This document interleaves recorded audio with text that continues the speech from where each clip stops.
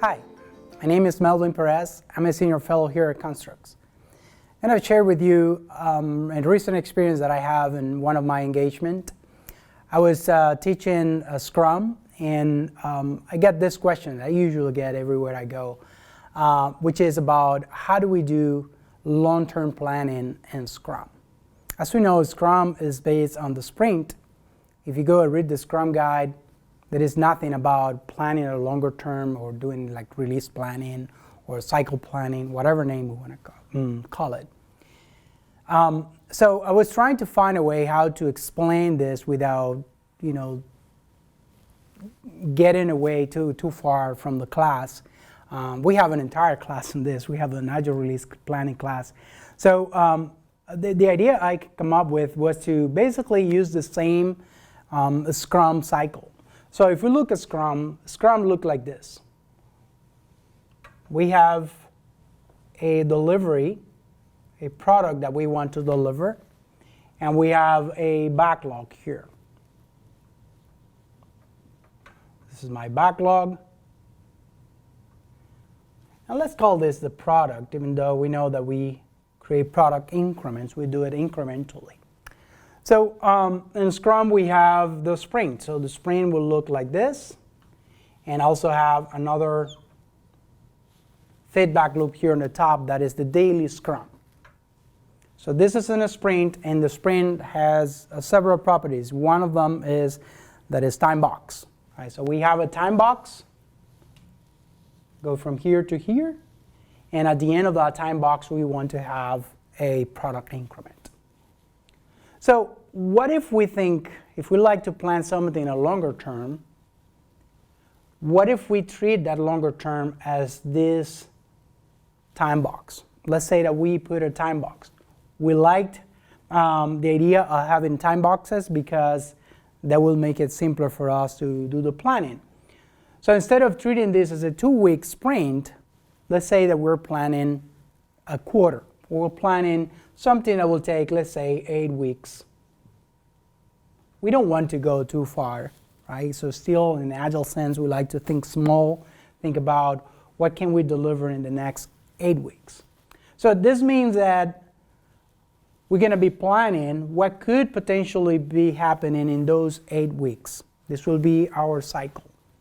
Now internally, within this big sprint, we're going to have those smaller sprints. So we're going to have 4 smaller sprints. They are basically creating those increments. So these are time box, same way that the one on the outside is also the main time box. So we have things inside a sprint. We have planning, we have execution, we have coordination on a daily basis, though daily Scrum. We have review, and we have retrospective. The same thing is going to happen with this one. We're going to need to say, well, how are we going to plan this longer term? How are we going to call it? We're going to call it release planning, cycle planning, milestone planning, whatever name makes sense to you. But we're going to say, well, we're going to need to go ahead and do that planning. So in order for us to do this planning, we need to take items from this backlog. We need to refine those items. Same thing we do at the inner sprint. We need to refine that backlog. That means breaking things into smaller pieces that will fit into the time box, have some agreement on the acceptance criteria, so on and so forth. So we decompose and we refine the backlog sufficiently so that we can say, well, we can have an idea what we can fit into this cycle. We don't need to plan all of these little sprints in detail. That's something it will take care of itself by Scrum. Now, that will be the planning. How are you going to call it? Longer-term planning? Fine. You're going to have a target set of items that you're going to be targeting for that particular cycle. So let me just do another drawing here. So let's say that this is my backlog. Out of this planning, we decided that we're going to be doing maybe, let's say, this much. This will be the items that we're going to be selecting from here to this cycle. And we have a time box, so it's going to be ending here. We're going to have 1, 2, 3, 1, 2, 3, 4. or let's say that we have 5 sprints. Let's just assume that these are 10 weeks and we have another sprint here happening. So during this planning, what we need to do is to make sure that we have something that we can communicate to the business in terms of what is likely to happen. So we know that we're going to be dealing with a lot of uncertainty here at the beginning, so we need to use ranges. We need to have an idea of what will be the potential amount of work that we can get done in that period of time. So in the Scrum teams, we use velocity. So we use velocity here at this level. But since we're planning here at this point, we need to kind of forecast that velocity. So we need to figure out what will be our potential velocity. The team will say, well, we can do, I don't know, 20 points. Right? So they may say we can do 20 points. But that might be the best possible scenario. 20 points if we're working really, really well, no major drawbacks. So a team may want to say, well, let's just basically have another line here that will be maybe half or 60% of that, assuming this will be the lowest potential velocity. So what we're saying here is that this line here on the top will be what the team might have,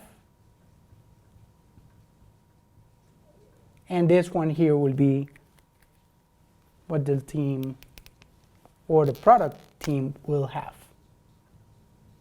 Why? Well, because this is our lowest potential velocity. So we can go ahead and then mark in the backlog, how many points is this, how many points is this. And based on this, we'll be able to provide a forecast. So to this point, that's all we need for this initial resource planning. Provide a forecast, set of items that will provide some business goal. Obviously, there will be a lot of discussions about deciding, if these are the right items that we would like to have for that long-term planning, or if there is any other negotiation need to happen, other items that we're going to need to find a way how to remove from the backlog or change in order to make it fit. Now, what's going to happen in here for this big sprint? What this will represent? So since we're checking on a typical sprint, we're checking daily. At this bigger term, how often we're going to be doing this? Well, every sprint. In every sprint, we need to be able to review. We need to be able to review what happened. We can do review. We can do retro at the bigger level. So every one of this is part of that. And especially this is critical if we have multiple teams working within this cycle. Imagine that you have 3 teams that are also doing some work in the sprint. You would like to have that integrated view of what happened. And then at the end, you still have review and do your retrospective to look at what happened within this time box. What can we do for the next one? So that's kind of how I explain this. And there's obviously different frameworks that provide different explanations and different terminology. But this was kind of an easy way for me to explain them. Like, you just need to look at Scrum, think about a sprint that is longer. You don't need to plan it at the same level of details in a typical sprint, but using this process at a bigger level, then you should be able to figure this out. Point is to determine what will be the shortest time frame that they can use for that longer term plan. It has to be as short as possible. So next time you have somebody asking you this question, I hope this will be helpful for you to explain how this could be done, and there will be additional details that you can bring in terms of how you do each one of these different steps that are involved into this process.